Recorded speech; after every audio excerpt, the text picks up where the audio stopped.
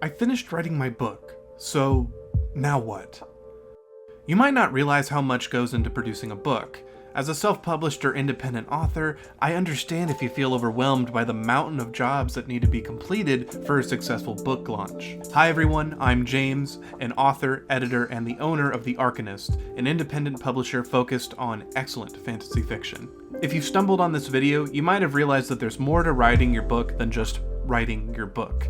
There's actually 3 categories of work that need to be tackled in order for a book to be a book. Those are editing, design, and marketing. This video will provide an overview to how I approached editing for my first novel, What Lies Below, and how I approached design to make it look like a real book. But first, a word from our sponsor. Me! Yeah, I'm the sponsor. That's what it means to be an independent author. Hey, these videos aren't sponsored, so I'd appreciate it if you checked out my publication, The Literary Fantasy Magazine. It's a biannual journal dedicated to character-driven fantasy. If you're a writer, submissions for issue 2 are open now. If you're a reader, issue 1 is available in paperback and Kindle on Amazon, or you could find a PDF and EPUB on our website. You can download a free sample by signing up for our newsletter. Alright, back to the video. A lot of new writers believe finishing the first draft of your book is crossing the finish line. The truth is that the first draft is just the beginning.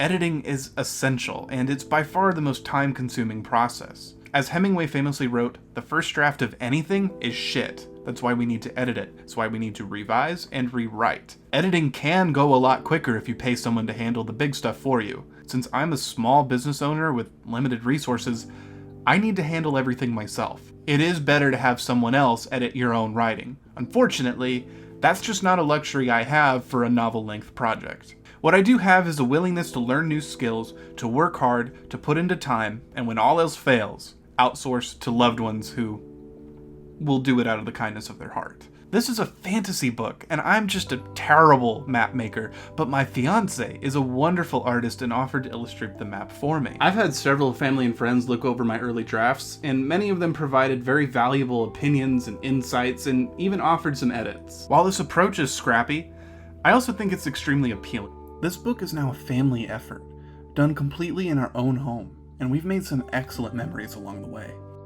Now that we've decided we're going the scrappy route and doing everything ourselves, let's talk about the life cycle of the novel and how long it takes and how many iterations it takes to get where we are today. What Lies Below went through 5 main revisions over the course of 4 years. The initial concept established some characters and world building, but ultimately I scrapped it and recycled the ideas into the next draft. The official first draft was a huge milestone for me as an author, but this is when I realized I had a lot more work to do. The narrative was shallow and it had that obviously self-published vibe to it, something I want to avoid at all costs as somebody trying to build a reputation as a publisher of excellent fantasy fiction.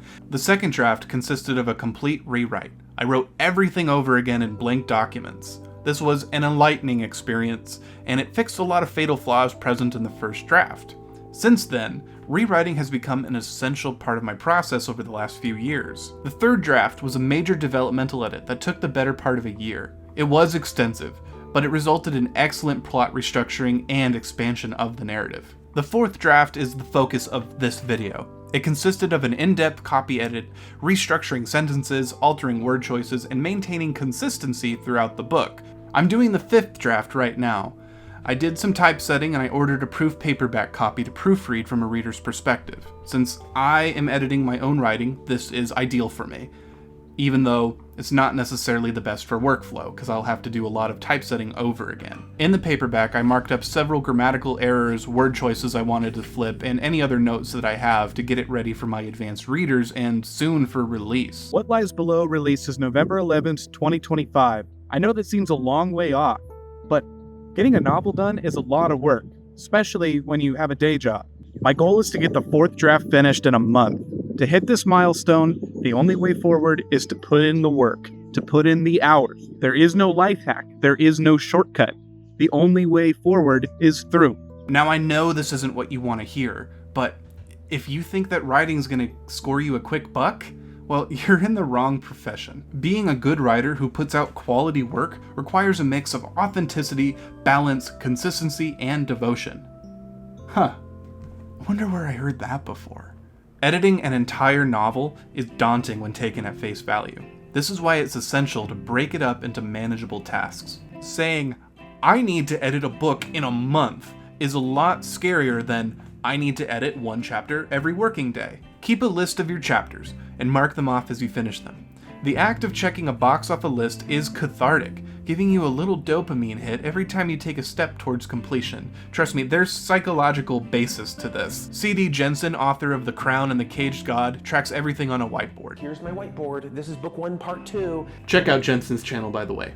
Good stuff. I like to draft my stories in Scrivener. It helps me stay on track with my goals as I develop a first draft. Unfortunately, Scrivener is pretty awful for every proceeding step of the process. To prepare for the edit, I exported every chapter in my Scrivener project to individual Word documents within a staging folder that I use only to host the raw files. Then, I copied everything to a folder that I'll be working out of, renaming every document with a prefix that will keep it all in order, and a descriptive title, such as copyright or chapter 1. During the edit, I ensured to mark the different kind of text with appropriate styles.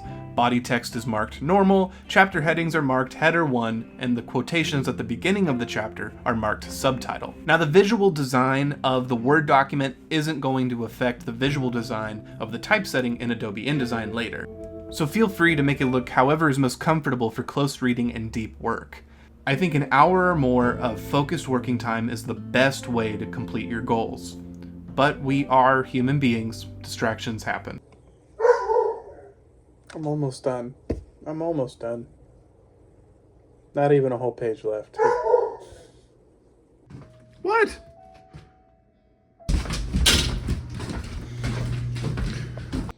He needs to search the whole house. He's like, nope, she must be behind that door. Most days I averaged about 10,000 words edited, so I was able to complete my goal in a month. Copy edit is done. It is March 5th. I believe I started this journey on February 7th, so I did it in just under a month. And no, before you comment down below, I'm not some crazy editor and I'm not being lazy and just not paying attention. It's just because I've read this book about 1,000,000 times, I'm able to hit a really rapid pace. When I'm editing somebody else's work, I usually only hit about 2,000 to 3,000 words in a day. Organizing my edit the way I did saved me a heap of time in the typesetting process. It only took a few hours to get the whole book plugged into it. There are a lot of great tools to get your book looking good.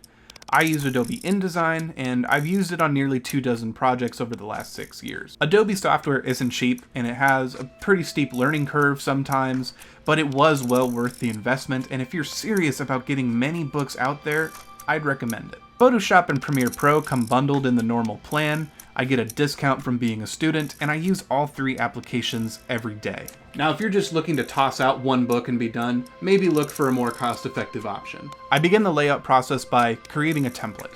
For What Lies Below, I modified the existing template I created for the Literary Fantasy magazine because I want a consistent look across the books coming out from the Arcanist. If I were doing this for somebody else, I would come up with something different that matches the tone of their book. Ensure your margins, bleed, and columns match your printer's specifications. This can take some trial and error to get right at first, but taking the time to do it right the first time will save you a lot of grief down the line. All that sounds really intimidating. It's fine, it's not as hard as it sounds. Watch some videos and read some articles. You'll get there. Make sure the defined character styles in InDesign match the ones in your Word documents. If all goes well, you should be able to import the text without much hassle. You'll always have to fix things afterward, but if you've done your setup right, the issues will be consistent and easy to fix. From here, I take it chapter by chapter, making adjustments as needed to match the style that I'm after. When you're doing design, make sure your book is consistent. Spacing, font, size, type, and margins all need to be the same or in a repeating, alternating pattern to ensure the best reading experience. Trust me, there is nothing more distracting to a reader than trying to figure out what the heck is going on with the fonts and the spacing. It's also just makes your book look really amateur. It's best practice to wait on typesetting until you are completely finished with editing. In my case, because it's going to help me complete my edit to have a paperback in front of me, I am okay with having to go back and do more typesetting later in the process. It's also something I just find fun, so I don't mind the extra work. So now you know what happens after you finish writing your book.